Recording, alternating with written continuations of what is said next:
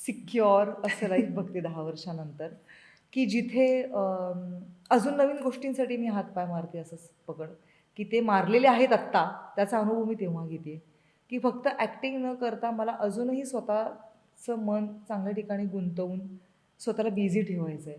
ते मी बघते आणि खूपच मी छान रिलॅक्स आणि माझ्या 10 काही 20 वर्षानंतर अजून माझे आई-वडील माझ्यासोबत आहेत, मी असं बघते, की ते असावेत. ते कधीच जाऊ नयेत आणि त्यांना मी अजून छान लाईफ देते आहे, की ते खूप खुश आहेत.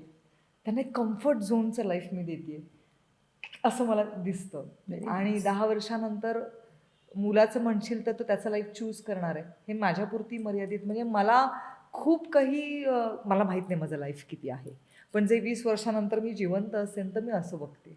Very good. आणि नसेल तरीही ओके, ती देवाची इच्छा.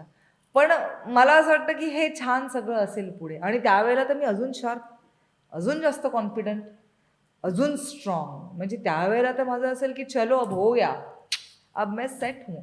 असं एक लाईफ मी बघते नंतर. Very good, very good. या 10-20 वर्षानंतर रुबेनची ग्रोथ खूप चांगली झालेली असेल आणि त्याला मी खूप चांगल्या पद्धतीने चांगले संस्कार देऊन त्याला घडवलेलं असेल 20 वर्षानंतर आणि एज्युकेशन वाईज तर त्याला आपण चांगलं आयुष्य देतोच. येस. पण चांगलं माणूस होण्यासाठी जे ट्रेनिंग द्यावं लागतं ना, अनुभवांचं आपल्या, ते मी दिलेलं असेल. Very good.